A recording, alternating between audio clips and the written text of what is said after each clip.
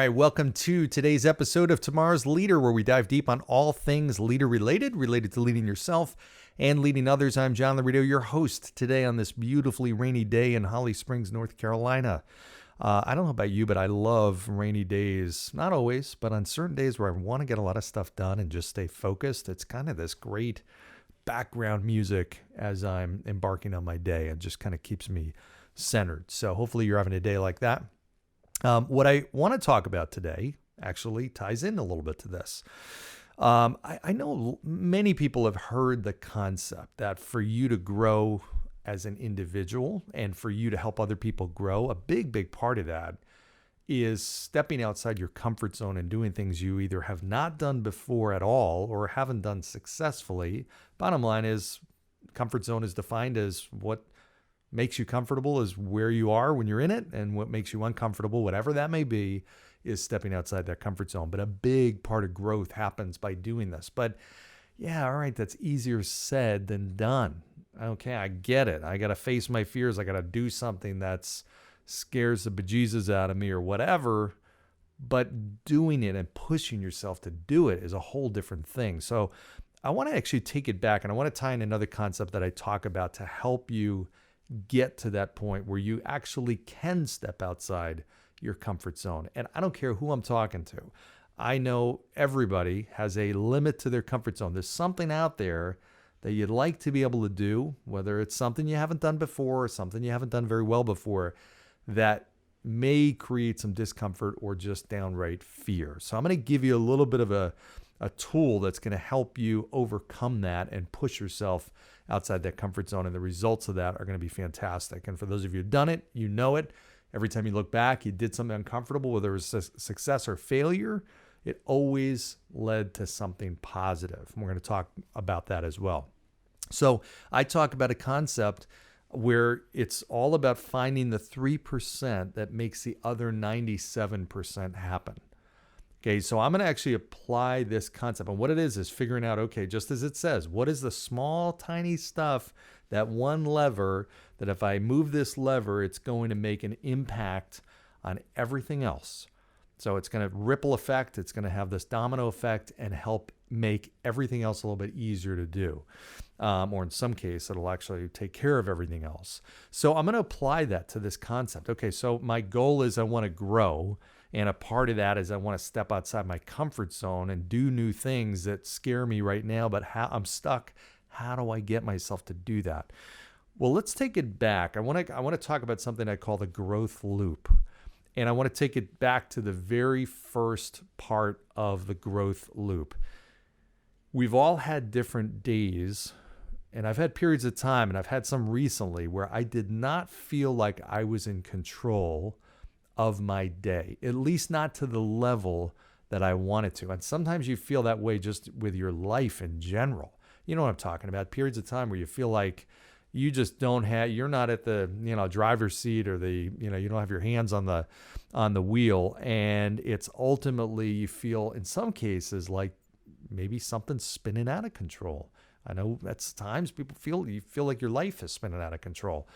Control is a really important thing. And when you have those days where you feel like you were in total control, you know what I'm talking about. It feels amazing. And it feels amazing. And the reason why is we as human beings feel better when we can chart our own course and we can make the things happen that we want to make happen. And when we are on defense or in the passenger seat of the car, we ultimately are there for the ride, but we really can't control the direction or how fast we're going or what's ultimately going to happen through that day. So if we start with the concept of control, I want to talk about first how you gain control in your day. I'm going to give you some really specific ways to do this. And then I'm going to talk about how that actually helps you through the growth loop, because it absolutely does. One thing affects another. So let's talk about how you create more control in your day. Now, I've talked before about daily routines and things like that. That's a big part of it. I mean, you have to have something that starts your day in a very deliberate way versus just waking up and, okay, let me just see what happens today.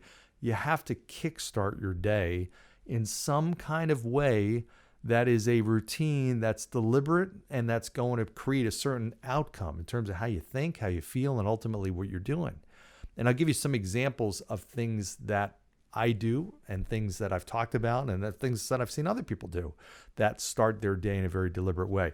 We've talked about going to the gym, whether it's exercise, you do anything. I don't care if it's doing 2 push-ups or if it's going to the gym for 2 hours or it's running 2 miles, whatever it is. It's getting your body moving and doing something. That's an example of something that gives you control. That sucks to wake up early in the morning and do that or push yourself to go to the gym on a rainy day. But once you do it, you feel like you've already overcome a big, big obstacle that 90+% of people can't do.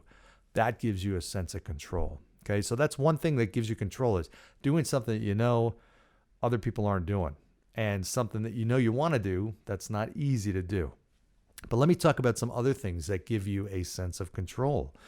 One is, and I will tell you, I'm a horrible meditator. I've heard many people. I read a book called 10% Happier by Dan. I'm gonna draw a blank on his name. I have his book up here somewhere. Any event, great book.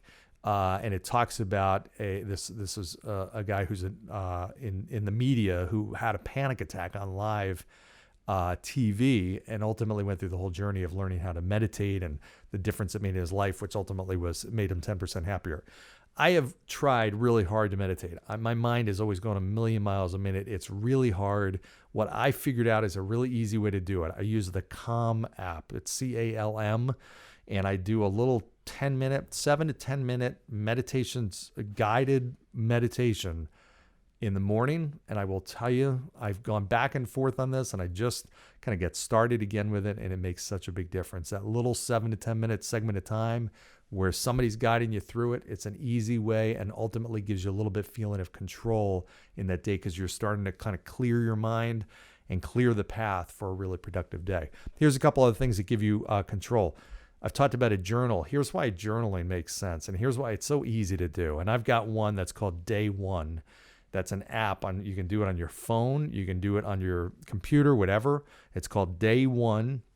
You can draw on it. You can put pictures in there, anything you want. It is a really cool, easy to use app, and it's a journal. But what I find is it's a great way for people to start to control their thoughts and it's really a means of self-talk, right? For those of you who've journaled before, it's kind of, sometimes you're venting, sometimes you're basically writing notes to yourself. But this unbelievable feeling of getting out on paper, and it's just this stress reliever is number one. But it's also a way for you to control some of your thoughts, okay? When I'm putting it down and I'm writing things, hey, I'm going to do this. I'm going to really work on this. My goal today is this, or here's what frustrated me yesterday. Here's what I'm grateful for today. Whatever the case is, that gives you a sense of control, okay? So that's number two. Here's another thing.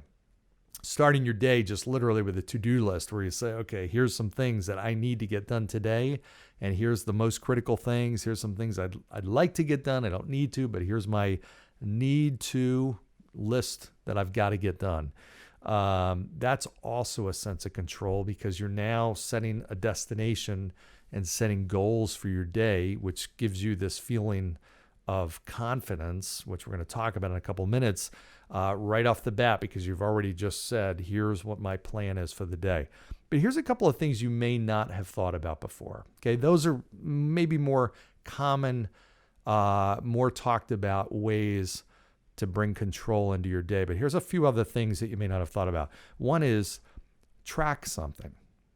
Yeah, I said track something, TRACK, anything for the day. Here's what I find, and I don't care whether you're tracking what you eat or your calorie intake, you're tracking your workouts, you're tracking your water intake, you're tracking how much you're spending, you're tracking how many steps you take, how many pages you read, whatever the case is. Track something for the day, because it ultimately gives you a feeling of focus. Track your time. Track how many times you say hello to somebody you never know, you never met before. Whatever. Track something in your day, because it gives you a feeling of power, gives you a feeling of control, and it gives you a feeling of confidence. Okay. Anytime you're gaining some control over any aspect of your life, even if it's a small thing, you're starting to gain a feeling of control in other areas. There's that spillover effect. Okay, try it, stick to it for a few weeks. You'll see what happens. You'll just naturally get the sense that you've got other parts in your life control, even though it's that one thing. I track certain things in the course of my week. I track my weight. I track activity and results in work. I track all kinds of stuff, and anything I tend to track, I do better with. That's another byproduct of it. Here's another thing. You have to go into your day deciding what you're going to say no to. In order to make the things that you want to have happen, you have to clear the plate, and you have to be able to say no to certain things that will get in the way. What I'm talking about is it might be interruptions, it might be distractions, it might be social media, it might be certain times, when you're tempted to go on your phone. It might be people. There might be certain people that you need to say no to. There might be certain things that come your way, requests that you don't even know about at the beginning of the day, but people are through the day, especially if you're a CEO or a senior leader of an organization, you got all kinds of people coming to you, they will be pulling you in a direction that is not in the direction that you're trying to accomplish for the day. You've got to be good at saying no. If you say yes to everything, you will never have control over your day. I know many, many people that get plagued by that. They just say yes to everything. Somebody comes to them for something, yeah, sure, I want to help. And yeah, that's a nice thing, but you're giving up control in your day as well as many, many other things. If you know what you're going to block out, you know what those distractions are, you have to have a method to block them out. How are you going to block them out? What are you going to say when somebody comes to you and says, hey, can you do this? Hey, I really need your help on this. Okay, maybe I'm going to just say, hey, I don't have time today. I'll do it tomorrow with you. Or, hey, you know what? I don't have the ability to do that right now, but I'll tell you who is great at this. See this person. They're even better than I am at this. Whatever method you're going to use, you have to have a method. Otherwise, you're not going to be very effective at saying no to the things that you have to block out of your day to make it productive. Here's another thing. Decide who will be part of your day. I'm a huge believer that the people that you surround yourself with absolutely influence you in terms of how you think, how you feel, and ultimately what you do. Absolutely. Whether you realize it or not, whether you admit it or not, the people you are surrounded with are influenced by you and vice versa. So the great thing is I have pretty much free reign to pull almost anybody, at least in my circle, into my day. It could be a text, it could be a call, it could be a meeting, it could be in person, it could be virtual, whatever. Maybe it's not somebody I don't know, but I'm going to read something that they wrote, or I'm going to watch a podcast or video that they did, whatever it is. I have the ability to pull that person into my day, even celebrities, famous people, anything, really, anybody.